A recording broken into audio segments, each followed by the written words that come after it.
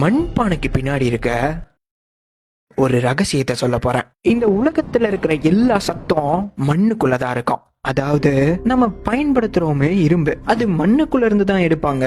அதே இரும்பை தான் கீரை போன்ற செடி வகைகள் தன்னோட இரும்பு சத்தா உள்ள வச்சுக்கும். அந்த கீரையை மனிதன் சாப்பிட்டு தன்னோட ஹீமோகுளோபின் என்ற இரும்பு சத்தா நம்ம வச்சுப்போம். இப்படி எந்த சத்து எடுத்தாலும் அது இருக்கிற ஆரம்ப புள்ளி மண்ணுக்குள்ளதான் இருக்கும். இப்பேற்பட்ட மண்ணுல இருந்துதான் தமிழன் மண்ணை வச்சே மண்பானை பண்ணான். பண்டைய காலத்துல மண்பானை செய்யறவங்களுக்கு குயவனார்னு பேர. சமையல் கலையில ரொம்ப முக்கியமான தொழில் அது. அந்த செஞ்ச மண்பானைய சமையல் அடுப்புல உணவை போட்டு சமைக்கும் போது மண்பானையில சின்ன சின்ன போர்ஸான ஓட்டைகள் இருக்கும். அது மூலமா 21 நாளைக்கு அந்த உணவுல இருக்கிற ஒட்டுமொத்த விஷத்தன்மையையும் வெளியே செலுத்திடும். இத மண்பானை ஒண்ணு மட்டும் தான் பண்ணோம். அதோட சிறப்பும் இதுதான். அதனாலதான் அதோட சுவையும் ஆரோக்கியமும் ரொம்ப ரொம்ப அதிகமா இருக்கும்.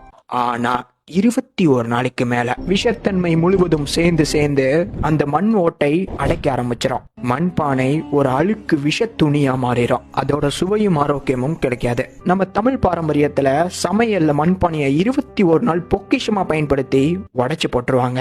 இப்பேற்பட்ட மண்பானைக்கு செலவு பண்றதுல தப்பே கிடையாது.